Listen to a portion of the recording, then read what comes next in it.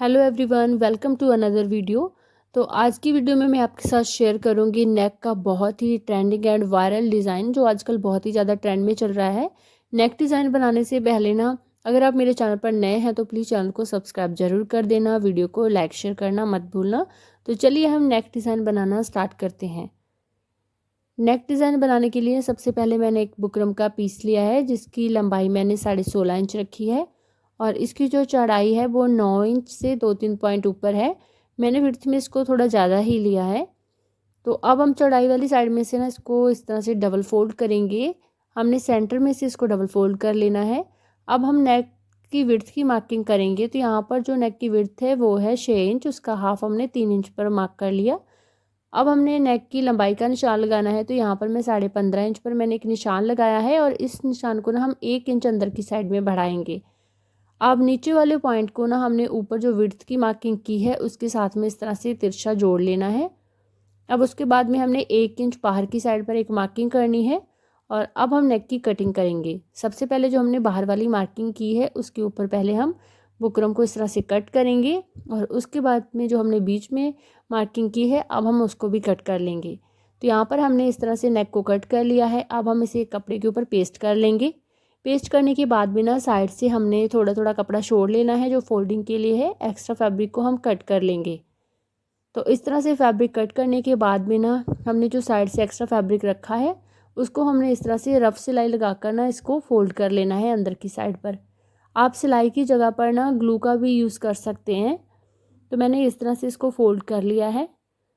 अब हमने जो कुर्ती का फ्रंट पार्ट है ना उसको लिया है और इसके एक सेंटर में ना हम कट लगाएंगे।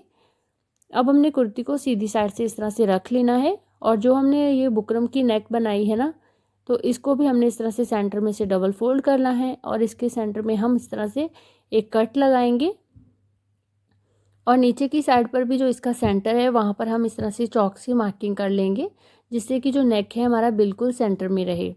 अब ऊपर वाले कट को हमने इस तरह से आपस में मैच कर लेना है और नीचे भी, जिससे कि जो हमारा बुकरम वाला नेक है ना वो अपनी जगह से ना हिले और अच्छे से अपनी जगह पर सेट हो जाए। अब हमने जो बुकरम की नेक कट की है उसके साथ साथ में हमने सिलाई को लगाना है। जैसे जिस शेप में हमने नेक को कट किया है उसी के साथ साथ में हम इस तरह से बुकरम के ऊपर चढ़ाकर हम सिलाई को नहीं लगाएंगे। हमने फैब्रिक के ऊपर बुकरम के बिल्कुल साथ साथ में हमने इस तरह से सिलाई लगा लेनी है।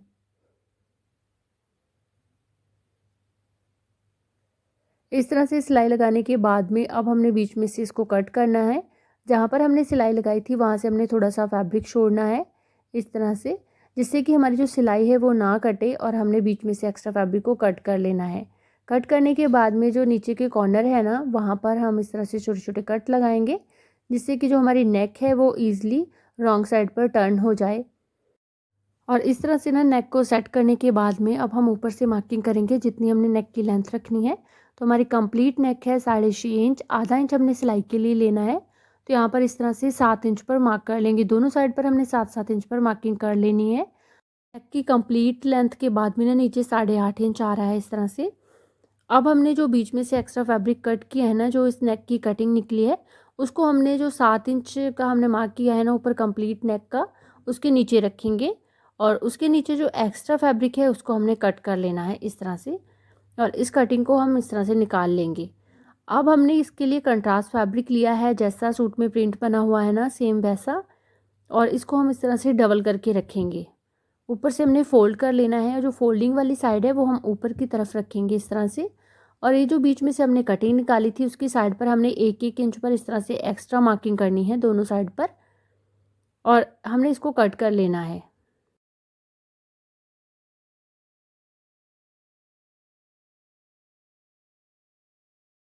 कट करने के बाद में ना ये हमारा फैब्रिक इस तरह से है। ऊपर से हमने इसको डबल फोल्ड करके रखा है।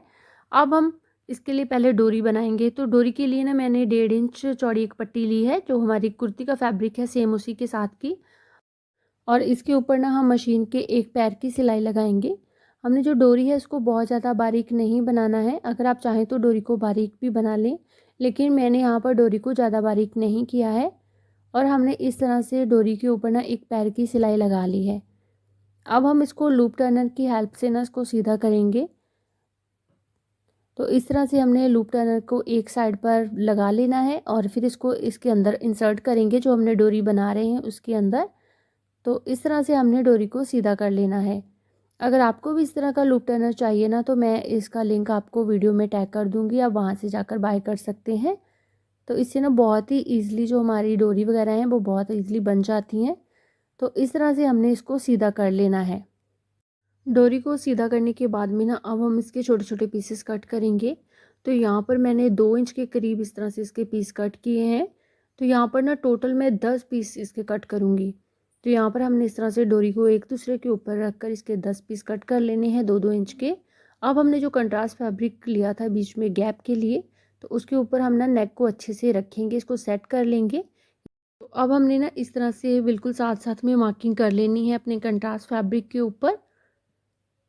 तो ऊपर की साइड पर ना हम इस तरह से मार्क कर लेंगे और उसके बाद में ना हमने बाकी की मार्किंग 1.5 इंच के गैप पर करनी है। इस तरह से हमने 1.5 इंच के गैप पर ना 5 मार्किंग एक साइड पर इस तरह से करेंगे। अगर आप ना लूप्स को कम गैप में लगाना चाहते हैं तो आप इससे कम पर भी मार्किंग कर सकते हैं, जैसा कि 1 इंच पर। तो मैंने दोनों साइड पर 5-5 लूप्स लगानी है। तो जो हमने इस तरह से डोरी कट की है ना 2 इंच की, तो इसकी हमने इस तरह से लूप्स बनाकर इस फैब्रिक के ऊपर ऐड कर लेनी है, जहाँ पर हमने मार्किंग की थी उसके ऊपर।